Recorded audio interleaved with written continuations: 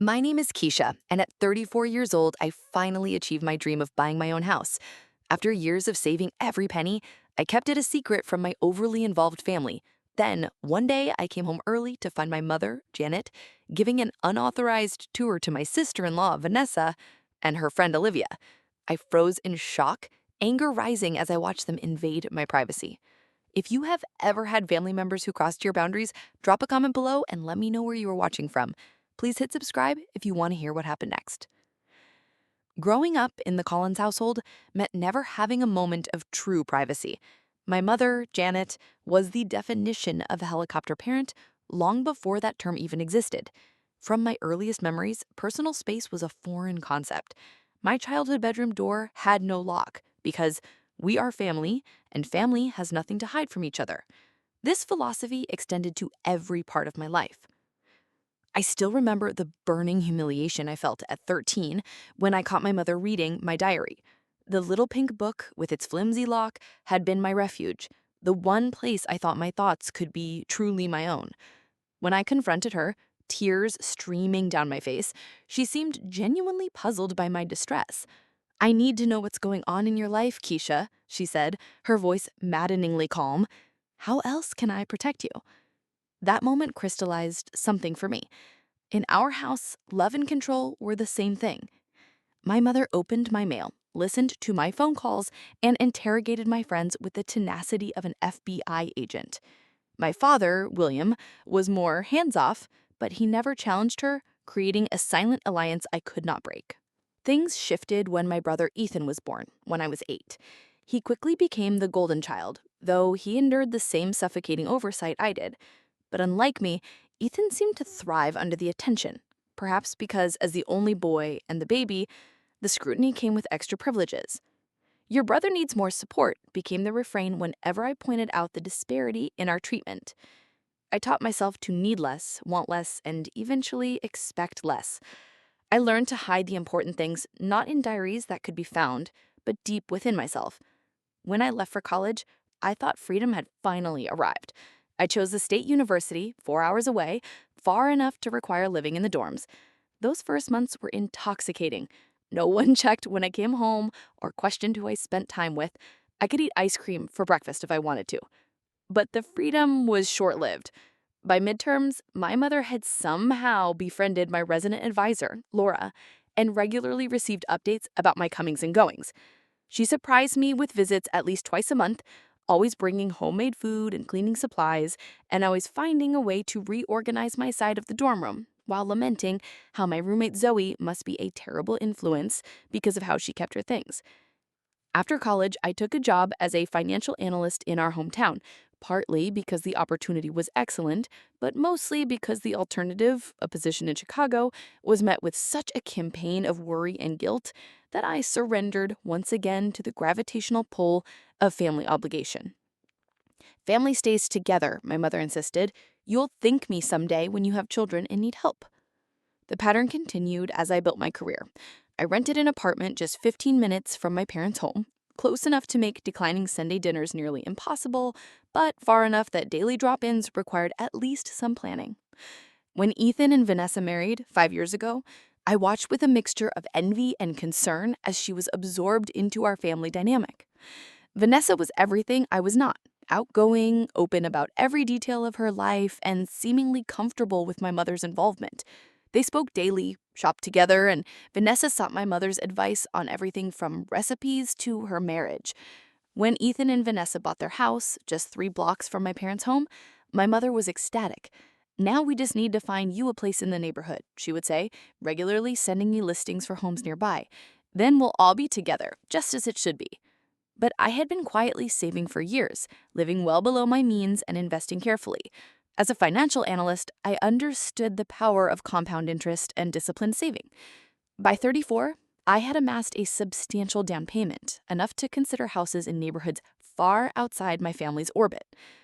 I tried once 3 years ago to explain my desire for more independence.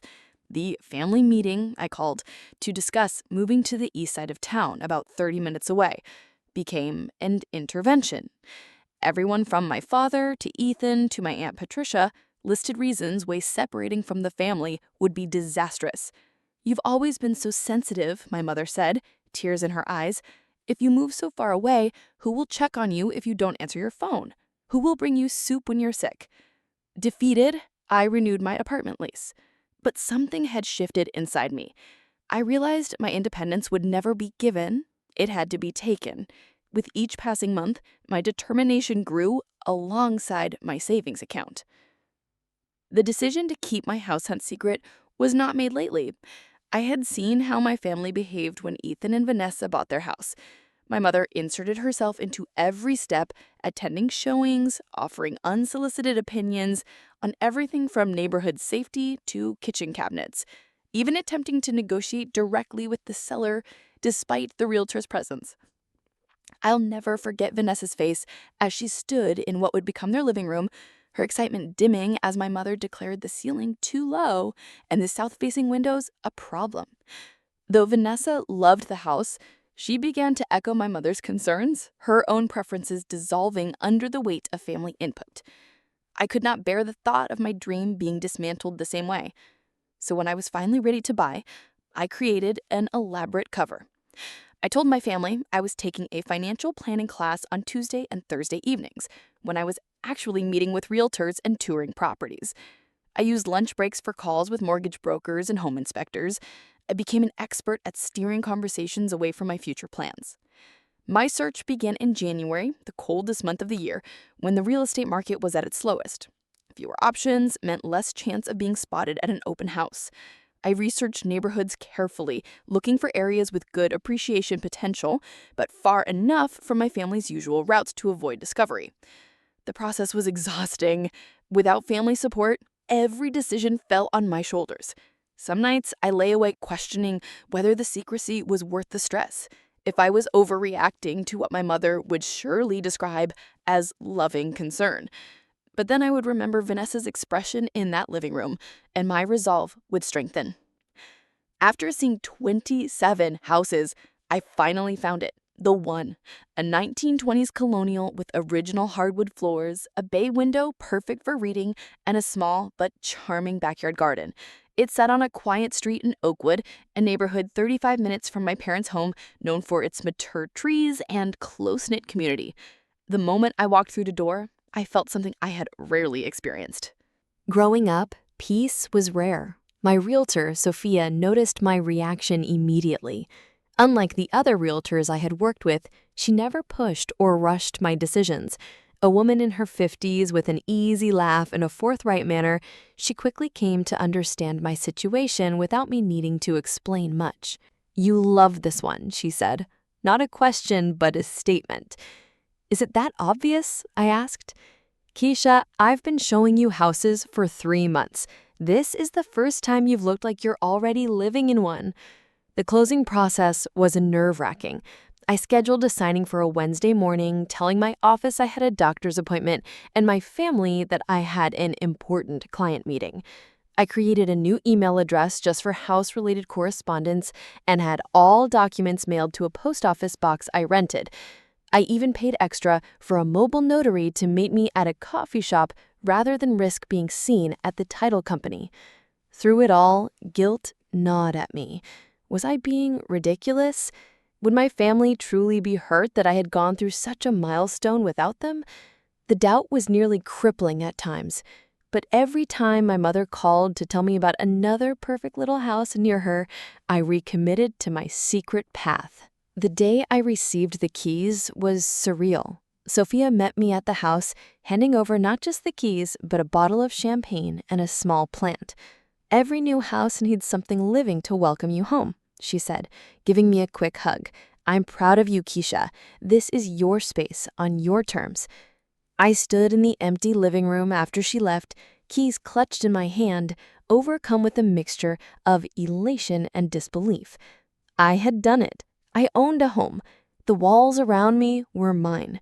For the first time, I had a space that was truly, legitimately, legally mine alone. Moving in gradually was another exercise in subterfuge.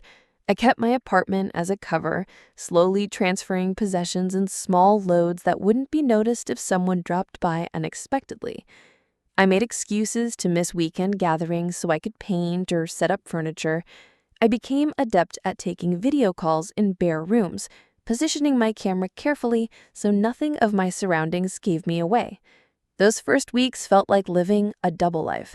My apartment looked exactly as expected, but at my house, I slowly created the home I had always dreamed of. I painted the living room a soft sage green, a color my mother would wrinkle her nose at in disapproval.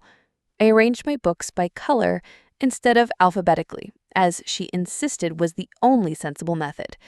I hung art that spoke to me rather than matching my furniture. Small rebellions, but each one a declaration of independence. I always planned to reveal my purchase eventually. I wasn't intending to keep it secret forever, just long enough to establish the space as undeniably mine. I imagined inviting them for dinner once everything was arranged just right, presenting my achievement as a fait accompli. My mother would be proud of my financial discipline, and my father impressed by my independence. But life rarely follows the scenarios we construct, and families seldom respond according to the scripts we write for them in our minds. The day everything changed seemed unremarkable at first. A Wednesday in late April, when spring was just beginning to push back winter's chill. I had been in my house for nearly 6 weeks, still living my double life, still gathering the courage for the big reveal. That morning, I had an important client meeting scheduled for 2 p.m. I had prepared extensively, creating detailed financial projections and rehearsing until I could deliver them in my sleep. But at 11:30, my phone buzzed with a text from my boss, Marcus. Lofton meeting canceled, rescheduled for next Tuesday. Take the afternoon if you want. You've been putting in long hours. I sat at my desk, momentarily disoriented by the unexpected free time. Normally, I would use such a gift to go to my house. I had a delivery of bookshelves scheduled the following week and needed to clear the space where they'd go.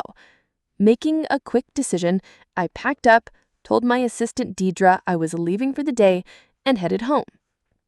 My house, not my apartment. The drive was pleasant, spring sunshine warming the car as I mentally planned my afternoon.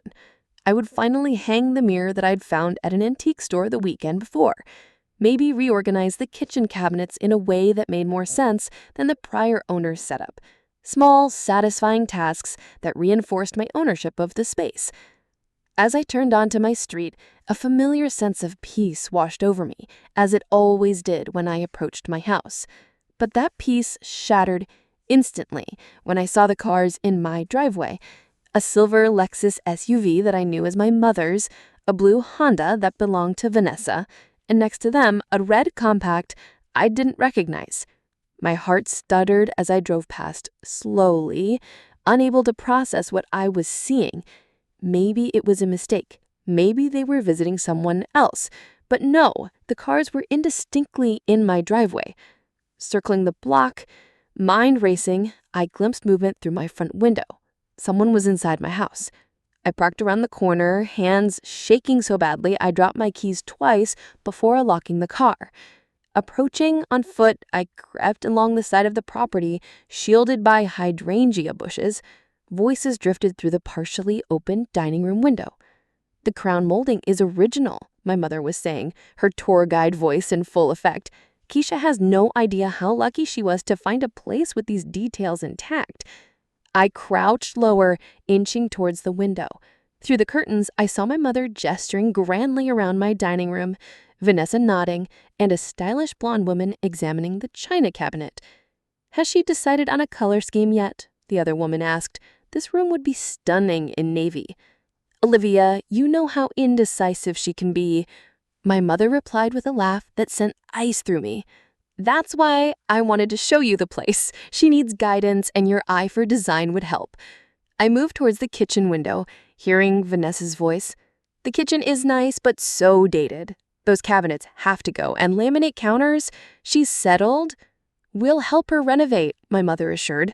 "William and I were thinking of giving her money for her birthday to update this space. It's just not functional for entertaining." I bit my lip until I tasted blood. Entertaining? I didn't buy this house to host endless family gatherings. I loved the vintage cabinets. Upstairs, I heard them again. The main bedroom gets wonderful morning light, my mother said, but it needs heavy drapes, burgundy maybe, more sophisticated. How much did she pay? Olivia asked casually. Just under $300,000, my mother answered. Without hesitation, she had a good down payment, but I think she overpaid. My stomach twisted. Not only did she know the purchase price, she was sharing it with strangers. The violation felt physical. Well, the backyard is perfect for barbecues, Vanessa chimed in. Ethan could set up his grill, the kids will love it. Yes, my mother agreed. Plenty of room when you and Ethan start a family. The assumption that my sanctuary was family property set a surge of anger through me, so strong I had to grip the tree to stay upright. I stayed hidden nearly an hour as they toured, critiqued, and planned renovations. In my mind, I debated storm in and confront or retreat. Years of conditioning whispered that a scene would only prove their point. In the end, I chose a third option. Wait until they left, then make sure it never happened again. At last, I heard the front door and watched as my mother locked it with a key I had never given her. The moment their cars disappeared, I sprinted to the door, hands trembling. Inside, her perfume hung in the air like an unwanted ghost. Small things were out of place. A pillow moved, a book shifted, a candle relocated. My first call was to an emergency locksmith. Within the hour, Diego arrived, and I paid the premium for same-day service. "Break-ins common here?" he asked casually. "Something like that," I muttered. The locks were barely changed when my phone lit up with my mother's meme. I ignored the first two calls but answered the third. "Keisha," she snapped, "I just stopped by with paint samples and my key doesn't work. Did you change the locks?" "Yes," I said evenly. "Would you like to explain why you had a key to my house, or why you felt entitled to give a tour to Vanessa and someone I've never met?" Silence, then her voice, guilt quickly replaced by defensiveness. "I was proud of you. I wanted to show you your home. Olivia's an interior designer. She had great ideas."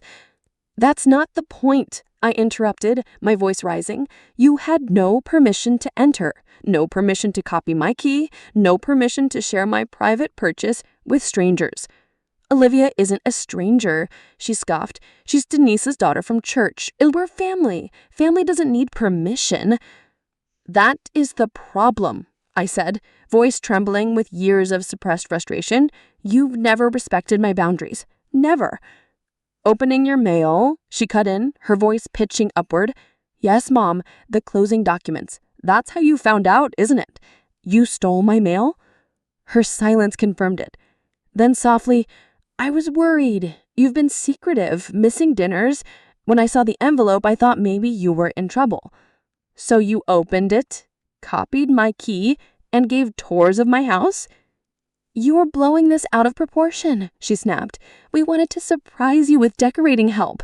Vanessa and I picked curtains better than those flimsy ones you hung." I pressed my fingers to my temple. "Mom." That is what control is.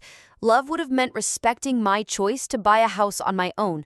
Love would have meant waiting until I was ready to invite you into my space. My brother's expression hardened. "So that's it? You're just gonna cut us all off because Mom was trying to help?" "I'm setting boundaries," I corrected him. Something I should have done years ago. "Boundaries?" he repeated with a bitter laugh. "That's just a fancy word for shutting out the people who care about you. You know what? Fine, have your precious space, but don't come crying to us when you realize how lonely it is up on your high horse." He turned and stormed back to his car, leaving me shaking in the doorway. Within hours, text messages began pouring in. Aunt Patricia expressed disappointment in my cruel treatment of my mother. Cousin Ryan suggested I needed therapy to address my paranoia about family involvement. Even my father, usually the peacekeeper, sent a terse message urging me to apologize to my mother for overreacting. The family narrative was forming without me. Keisha was being dramatic. Keisha was selfish. Keisha was rejecting family love. No one seemed willing to consider that making a copy of my house key without permission, entering my home uninvited, and planning renovations I neither wanted nor approved of might actually be the real problem.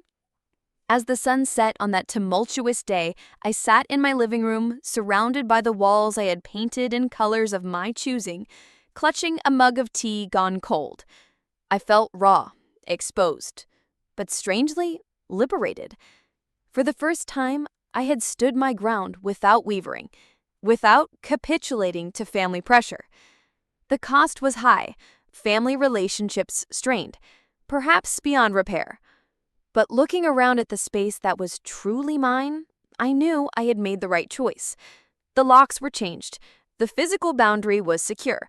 Now came the harder part, maintaining the emotional boundaries against the tidal wave of family manipulation I knew was coming. The days following settled into an uncomfortable new pattern. My mother, master of the silent treatment when thwarted, did not call again. My brother's messages grew colder, then stopped. Family group texts about Sunday dinners and birthdays excluded me entirely. As if a decree had gone out, Keisha was being in exile until she repented. A week later, I came home to a large gift basket on my porch. A peace offering, perhaps. The card read, "Thought these items might help warm up your house. Family always forgives. Sunday dinner at 5:30. Love, Mom." Inside were the burgundy curtains she had wanted for my bedroom, kitchen towels in a color I disliked, and several framed family photos I had deliberately chosen not to display. The message was clear. Forgiveness was possible if I surrendered and allowed her vision for my home to proceed. That night, I returned the basket untouched to my parents' porch with a note. "Thank you for thinking of me, but I've already chosen decor that suits my taste. I will not be at Sunday dinner as I am still processing the violation of my privacy. I hope, in time, you can understand why your actions were hurtful." 2 days later, my colleague Alyssa mentioned running into my mother at the grocery store. "She seemed really worried about you," Alyssa said. "She asked if you'd been acting oddly at work too." The campaign had expanded. Now my mother was approaching coworkers, painting me as unstable, laying the groundwork to invalidate my decisions. It was a familiar tactic, one she'd used during my college years when I first tried to establish independence. As May turned to June, the manipulation grew more varied. Aunt Patricia called, saying my mother had concerning health symptoms, implying my coldness was affecting her well-being. Cousin Emily suggested family therapy, framed as if I was the one who needed fixing. Meanwhile, I took practical steps to protect myself. I hired a security company to install cameras, motion lights, and a video doorbell. Extreme, more like a psychological thriller than real life, but worth every penny for the peace of mind. When Thanksgiving approached, the pressure intensified. Family holidays were sacred in our household. Attendance was mandatory. My father, breaking months of silence, called directly. "Your mother has set a place for you," he said gruffly. "Dinner's at 3. Vanessa's making her sweet potato casserole." The assumption that I would simply appear, that months of conflict could be swept aside for tradition, was so typical I almost laughed. "I won't be there, Dad," I said quietly. "I have other plans."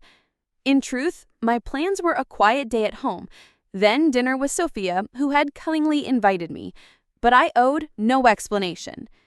"This has gone on long enough, Keisha," my father pressed, his voice taking on the stern tone that had quelled childhood arguments.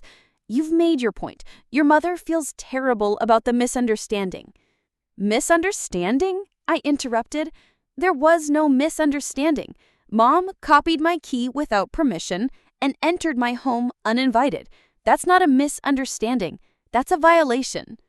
"She's your mother," he replied, as if that alone excused everything. "Yes, she is, and I love her, but I cannot continue in a relationship where my autonomy isn't respected." The silence was heavy with decades of unspoken dynamics. Finally, my father sighed.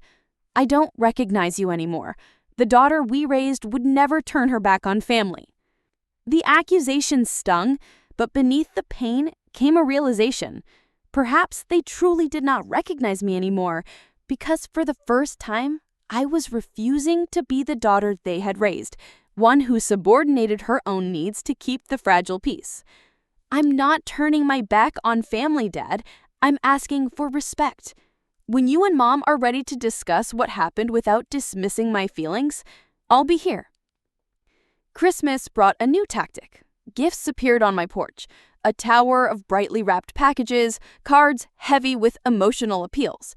Christmas without you is not Christmas at all. Please don't punish the whole family because of one mistake. One mistake reduced months of violations into one forgivable error. Gaslighting wrapped in holiday paper and tied with guilt instead of ribbon. I left the gifts unopened in my spare room, unable to accept or return them. They sat there as a physical reminder of the emotional weight I carried, the cost of standing my ground. During this period, I sought support to maintain my resolve. On a colleague's recommendation, I began therapy with Dr. Harriet Crox, a specialist in family dynamics. In her calm office, I unpacked decades of patterns. What you're experiencing is a predictable response to boundary setting with people who've never had to respect boundaries. The guilt, the flying monkeys sent to pressure you, the minimizing, the health concerns, all of it is meant to pull you back into the old dynamic. Sometimes I wonder if I'm overreacting, I admitted. Was changing the locks really necessary? Dr. Crox leaned forward.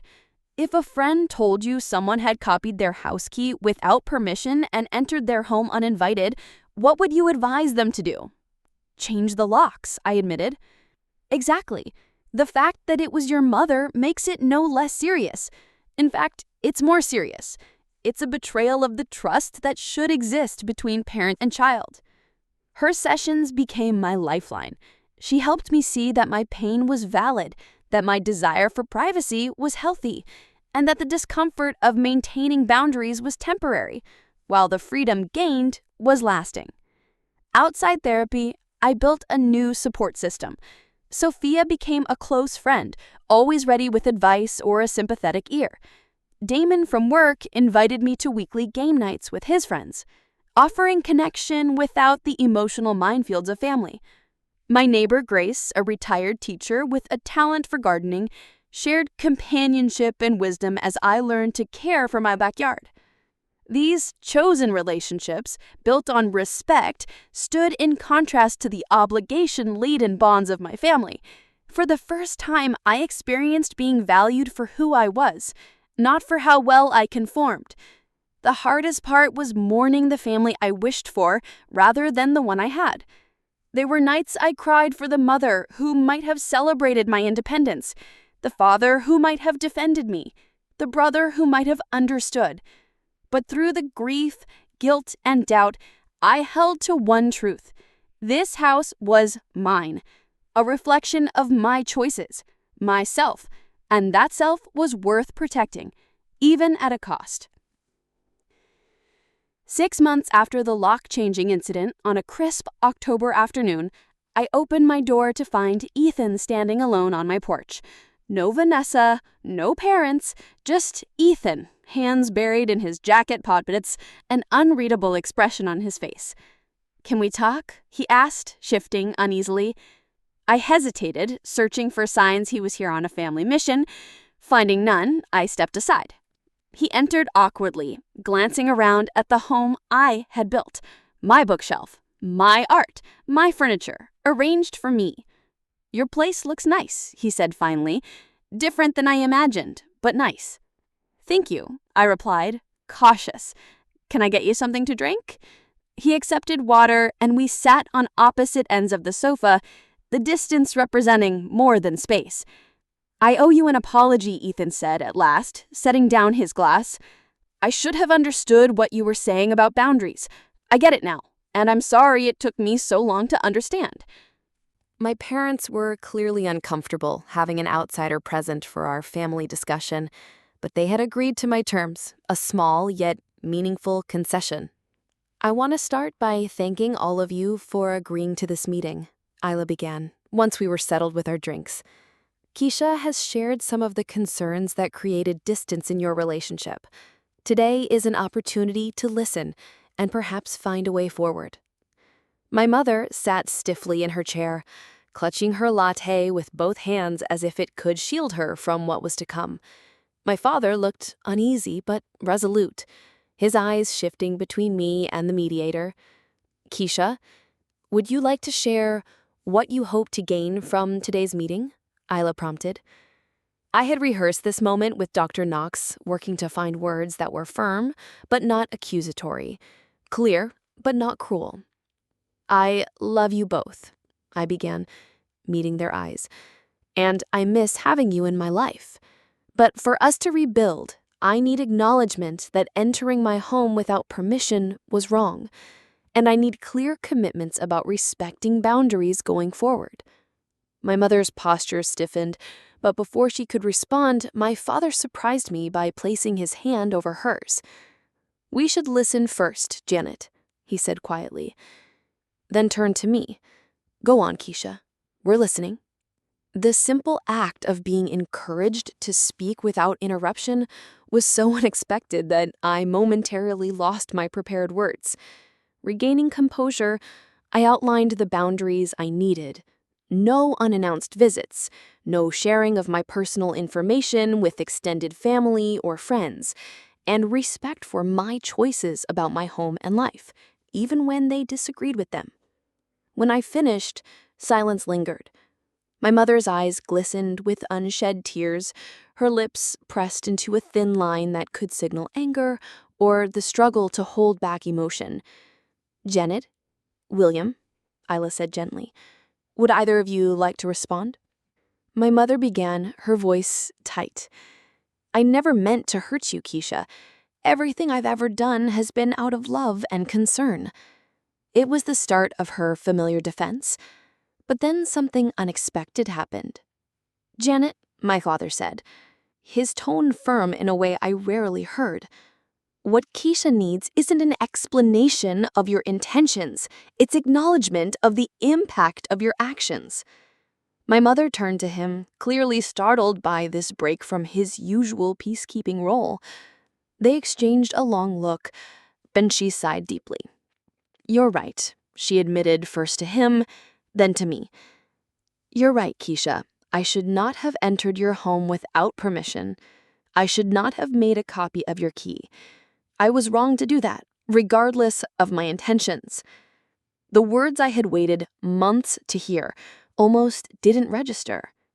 An acknowledgement without qualifiers or redirection. I felt something tight in my chest begin to loosen, a knot of resentment I'd carried so long I had almost forgotten it was there. Thank you, I said simply.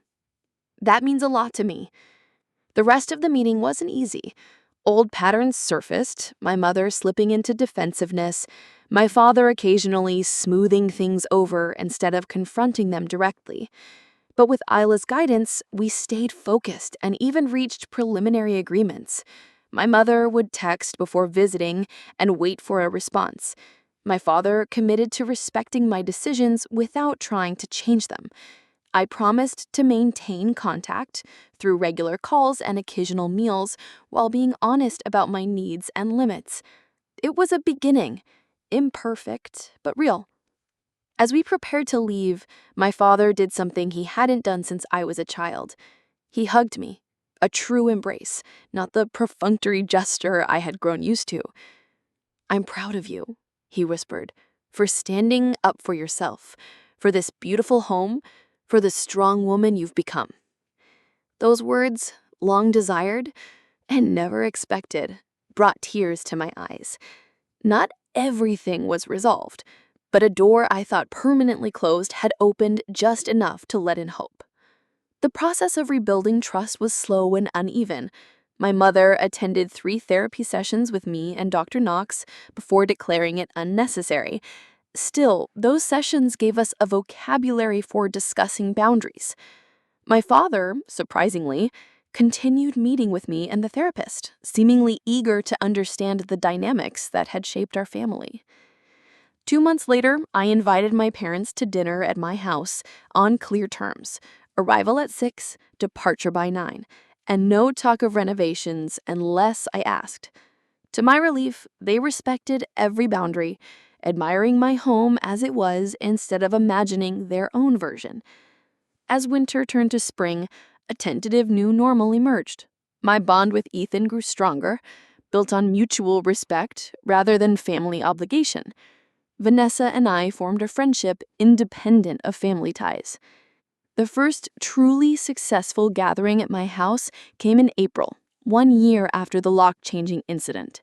A small birthday dinner for my father, clear start and end times, specific invitations, and genuine enjoyment without the old undercurrents of control.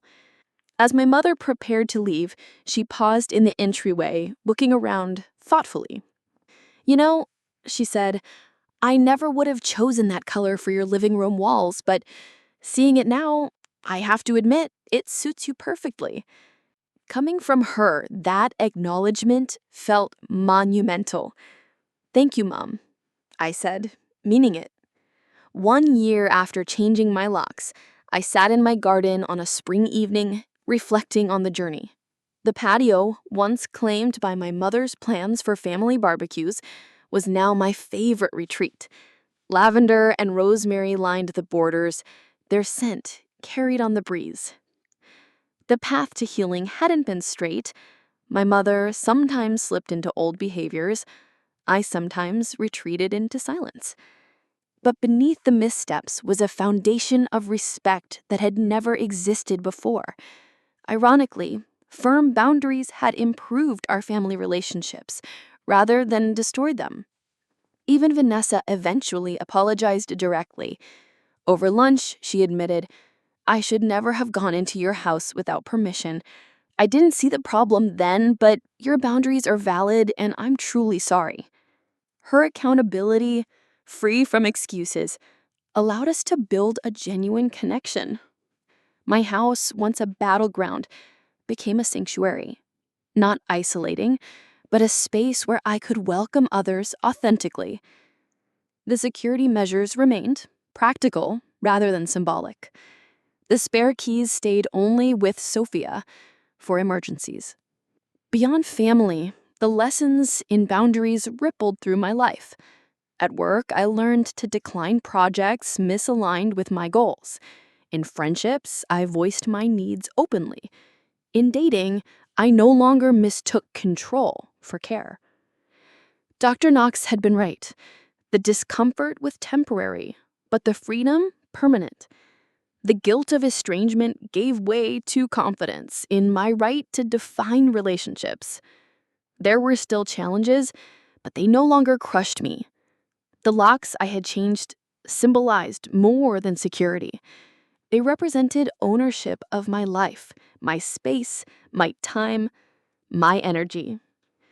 As twilight deepened in my garden that anniversary evening, I thought of the woman I had been a year ago, afraid of rejection, yet willing to risk it for autonomy. I wish I could tell her, the path will be hard, but it leads to deeper, more authentic relationships and a stronger self. The keys in my pocket now felt ordinary. Just keys, not symbols of rebellion or defiance. Simply the means to secure a home that was truly mine. A space where I could welcome others on my own terms. Have you ever had to set difficult boundaries with loved ones? It's never easy, but often necessary for real relationships to grow. If this story resonated, please share your experience in the comments. And if you found value in my journey, like, subscribe, and share this video with someone who may need to hear that setting boundaries is not selfish. It's an act of self-respect that benefits everyone. Thank you for listening. And remember, sometimes the locks we need to change are not just on our doors, but on the patterns that no longer serve us.